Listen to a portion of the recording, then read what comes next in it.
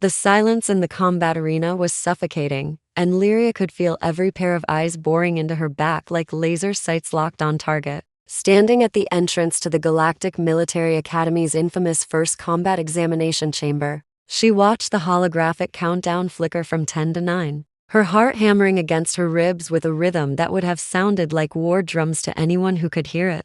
Around her, the other cadets, massive Krognothi warriors with their battle-scarred exoskeletons, sleek Velocian hunters whose reflexes could catch bullets mid-flight, and towering Breckner shock troops bred for conquest were stretching, grunting, psyching themselves up for violence. And not one of them thought she would last 5 minutes. She was Sylvari, after all, and everyone in the known galaxy understood what that meant. Her people were the poets, the diplomats, the soft-spoken philosophers who had ended wars with words instead of weapons for 3,000 years. Her homeworld of Sylvara was famous throughout the Federation for its crystal gardens, meditation temples, and the fact that no Sylvari had ever thrown a punch in recorded history. Why is she even here? She'd heard a Krognothi named Varkas growl to his companion during orientation week. Probably some diversity initiative, another had snorted. She'll wash out before midterms. Lyria had kept her luminescent silver hair tied back in a practical braid,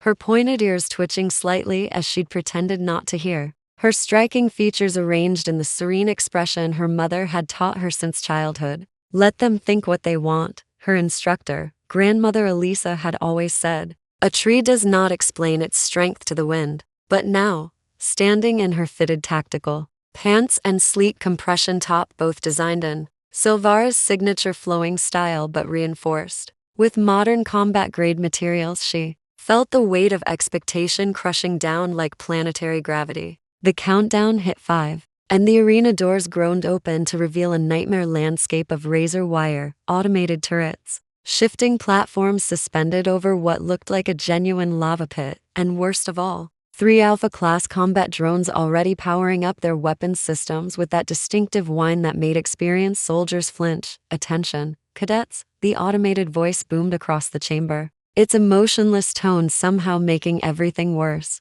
Your objective is simple: survive for 30 minutes while accumulating points through combat efficiency, tactical awareness, and objective completion. The bottom 10 performers will be eliminated from the academy immediately. Medical teams are standing by. Begin.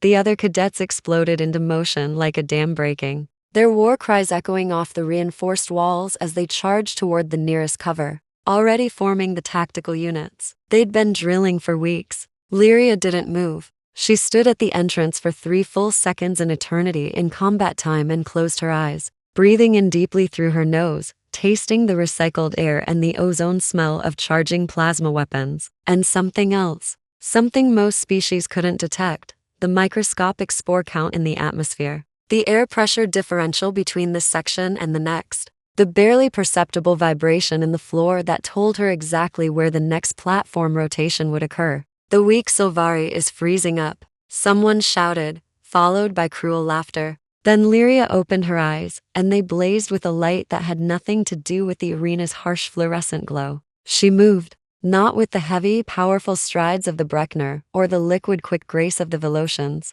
but with something else entirely: a flowing, effortless motion that seemed to anticipate the environment rather than react to it. The first automated turret swiveled toward her, its targeting laser painting a red dot on her chest, and it fired 3 plasma bolts in rapid succession. Lyria was already gone, her body bending in ways that shouldn't have been possible, and suddenly she was beside the turret rather than in front of it. Her hand, which everyone had assumed was delicate and soft, struck the turret's armored housing once, and the entire mechanism shattered like glass, sparks fountaining from the ruined machinery. What the? A nearby cadet started to say, but Lyria was already moving again, flowing across the battlefield like water, finding a path downhill, what nobody in that arena knew. What the Federation's xenobiologists had somehow never quite understood, despite 3,000 years of contact, was that Sylvara wasn't a paradise world of gentle gardens and peaceful meditation. It was a death world that had been trying to kill its inhabitants for millions of years.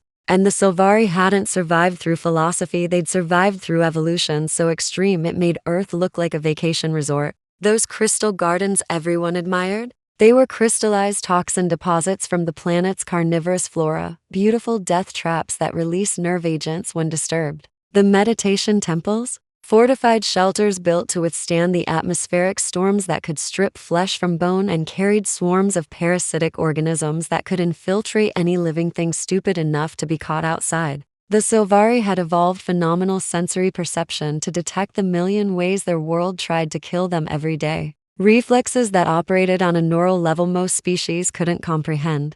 And a skeletal and muscular structure that looked delicate but was actually compressed to incredible density, 3 times stronger than human bone, 5 times more efficient than human muscle, all packed into a frame that looked like it might break in a strong breeze. They didn't talk about it because they'd learned millennia ago that other species found it unsettling, and the Silvari had become very, very good at appearing non-threatening. It's not deception, Grandmother Elisa had explained when Lyria was young. Her ancient eyes twinkling with something that might have been sadness or might have been pride. It's survival of a different kind. We discovered that most species will leave you alone if they think you're no threat. We ended wars not because we were weak, but because we were so dangerous that we frightened ourselves. And we chose a different path. Lyria had spent her whole life on that different path, learning the diplomatic arts, mastering 17 languages, studying conflict resolution and cultural anthropology. But she'd also trained in the old ways, the ancient Silvari combat forms that had been developed to fight their world itself. And now, as a combat drone locked onto her position and unleashed a barrage of kinetic rounds, she remembered every single lesson. She didn't dodge the bullets, she read the drone's targeting algorithm from its movement pattern, predicted where it would fire before it fired, and was already in the safe zone when the rounds tore through the space she'd occupied a heartbeat before. Her hand snapped out and caught one of the kinetic rounds mid-flight, her fingers absorbing and redistributing the impact through her entire arm structure in a way that would have shattered a human's bones but barely registered to her compressed musculature. She examined the round for a fraction of a second, calculated its mass and velocity, and then threw it back at the drone with such precision that it punched through the machine's central processing unit and sent it crashing to the arena floor in a shower of sparks. The entire sequence took for seconds. The arena had gone quiet except for the sounds of combat and machinery. Lyria could feel the attention shifting toward her now, curiosity replacing contempt, and she used it. While they were watching her, she was reading the entire battlefield. Air currents told her where the next turret rotation would focus. Vibrations in the metal platforms revealed which ones were about to retract. And the chemical composition of the smoke from damaged machinery gave her a complete map of the arena's ventilation system and structural weak points. She's cheating somehow, Farkas snarled, his massive form hunched behind a barrier as he traded fire with a combat drone. Nobody from a paradise world moves like that. A Velocian named Sheer, whose species prided themselves on being the fastest in the Federation, had stopped shooting entirely and was just staring. That's not normal speed, she whispered, her 4 eyes wide with something that might have been awe or might have been fear. She's not faster, she's somewhere else before. The danger even arrives. Lyria reached an objective marker, a data core that needed to be retrieved and secured, and found herself facing 3 cadets who'd had the same idea, a Krognathi,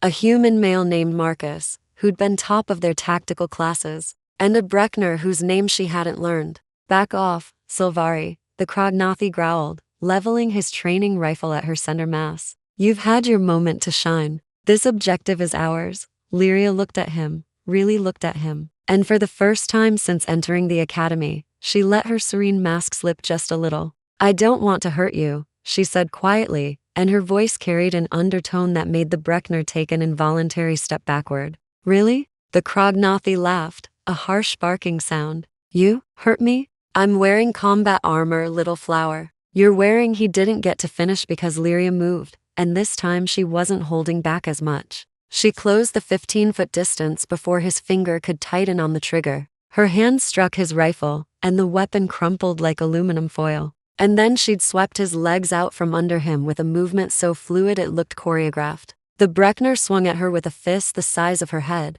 and she caught it, stopped 700 pounds of muscle and fury dead in its tracks, and then redirected the force so that the Breckner stumbled past her and crashed into a barrier wall. The human, Marcus, was smarter. He'd already grabbed the data core and was backing away, his hands raised. No fight from me, he said, his brown eyes sharp with intelligence. "But I'm keeping this objective." Lyria tilted her head, considering him, and something in her expression must have changed, because Marcus's confident stance faltered. "You're from Earth, aren't you?" she asked, still in that quiet voice. "A death worlder, born on a planet with crushing gravity, extreme temperature variations, and more ways to die than most species can imagine." Marcus nodded slowly. "Yeah, so you understand," Lyria said, and she smiled for the first time since entering the arena. "You understand what it means to come from a world that makes you strong, not because you're naturally superior, but because anything less than exceptional means death." She moved again, not attacking, but flowing around Marcus's guard like smoke, and plucked the data core from his hands before he could react. "Wait," Marcus said, and there was something in his voice beyond just competitive frustration. There was genuine curiosity. "What are you?" "Silvari," Lyria answered, securing the data core to her belt. "From Silvara. We're just very good at letting people underestimate us." She left Marcus standing there, his mind clearly racing, and moved deeper into the arena. The combat examination was only 10 minutes in, and she was already leading the scoreboard, a holographic display that showed her point total, climbing past cadets who'd trained for combat their entire lives. But she wasn't doing it for pride or to prove something to the doubters. She was doing it because she'd made a choice that went against 3,000 years of Silvari tradition. She was going to show the galaxy that strength came in many forms, that Deathworlders weren't just the obvious ones, and that maybe, just maybe, the greatest danger came from those you never saw coming. The next 15 minutes were a masterclass in combat efficiency that would be analyzed in Academy tactical courses for years to come. Lyria moved through the arena like a force of nature, not brutal or aggressive, but inexorable. She disabled turrets with surgical precision, completed objectives that other cadets hadn't even located yet, and when forced into direct combat, she demonstrated techniques that had the observing instructors frantically pulling up xenobiological databases. "How is she breaking reinforced armor with bare hands?" one instructor muttered, his tentacles twitching with agitation. "Silvari bones are supposed to be lightweight, almost hollow." "Pull up the full planetary assessment for Silvara," the head instructor, a grizzled Terran veteran named Commander Stone, ordered. Not the tourist information, the actual xenobiological survey. There was a long pause as data scrolled across screens, and then someone whispered, "Oh my god." Silvara's actual classification wasn't the Paradise World designation that had been popularized in Federation media.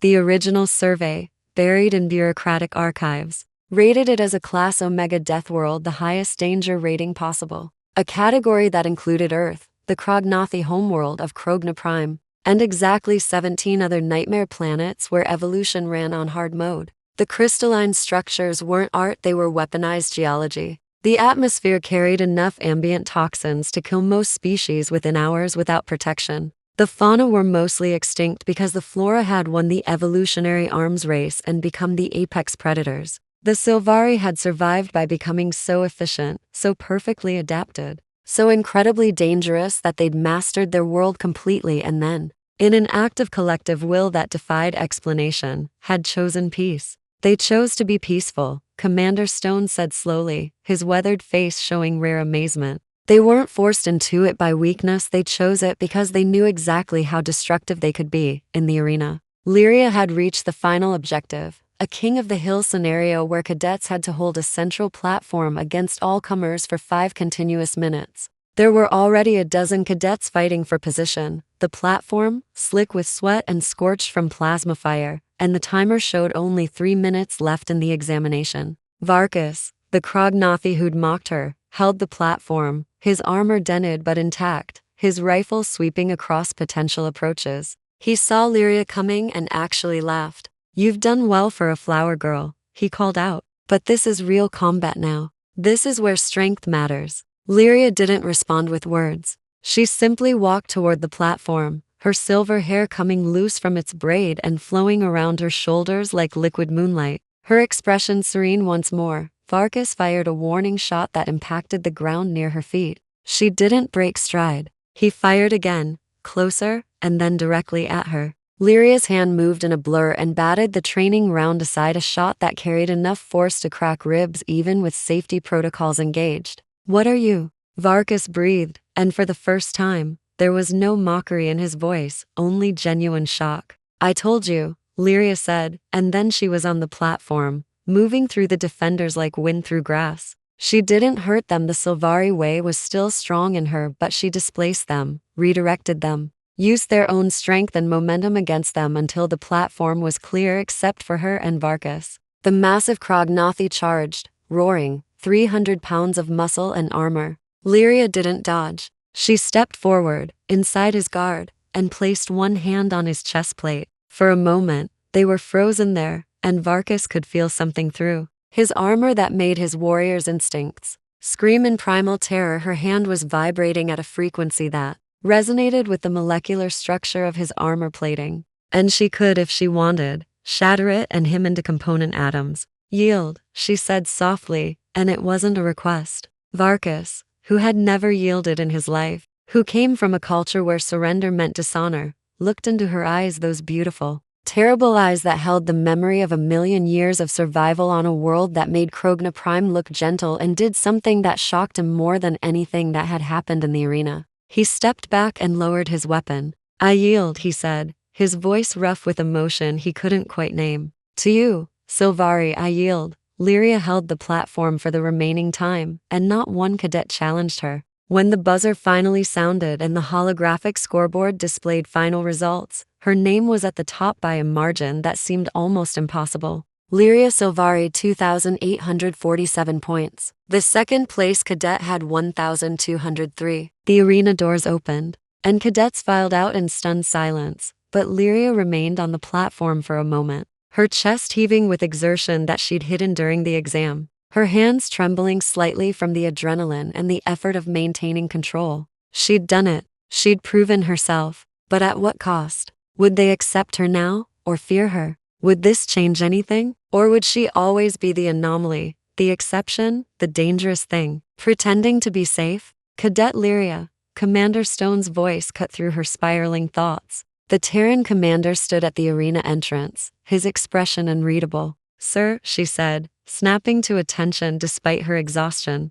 Stone walked onto the platform, his boots ringing on the metal, and studied her for a long moment. "In 40 years of running this academy," he said finally, "I've seen a lot of cadets try to prove something. Deathworlders who think their planet's reputation makes them invincible. Soft-worlders who think technology makes them superior. Everyone trying to be something they're not." He paused. And then something extraordinary happened. The hard-bitten commander smiled. "You're the first cadet I've seen who proved something by being exactly what she is." Lyria felt something loosen in her chest, a tension she'd carried for so long she'd forgotten it was there. "I didn't want to hide anymore, sir," she said quietly. "The Sylvari path is peace, and I believe in it, I do. But peace chosen from a position of strength means more than peace chosen from weakness. I want to protect people, to serve, to make a difference. And I can't do that if everyone thinks I'm fragile." Stone nodded slowly. "You redefined what Deathworlder means today, cadet.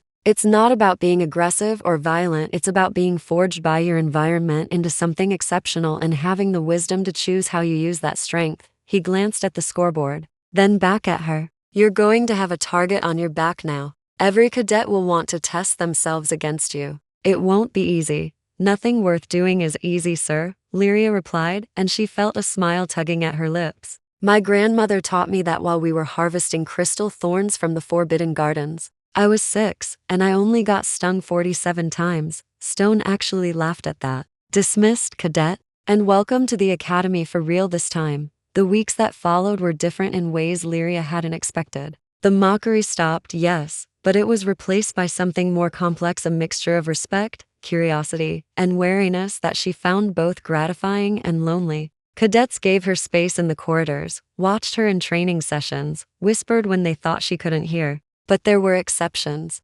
Marcus, the human Deathworlder who'd yielded the data core, started sitting with her in the commissary, and their conversations ranged from tactics to poetry, to the strange brotherhood of those who came from worlds that tested you every day. "Earth tries to kill you with microorganisms you can't see," Marcus said one evening, his brown eyes thoughtful. "What's Sylvara's favorite method?" "Sylvara prefers irony," Lyria replied, a hint of dark humor in her voice. "The most beautiful things are the most deadly." There's a flower called the luminous iris that blooms once every 7 years, absolutely gorgeous, glows like captured starlight. Its pollen causes cascading organ failure in anything that breathes it. Marcus whistled low. And you guys just live with that? We adapted, Lyria said simply. We can metabolize the toxins. Actually, we need some of them. Our neurochemistry requires certain compounds that only exist in Silvar's ecosystem. We're so adapted to our death world that we can't really leave it long term without supplements. Is that why there are so few Silvari in the wider galaxy?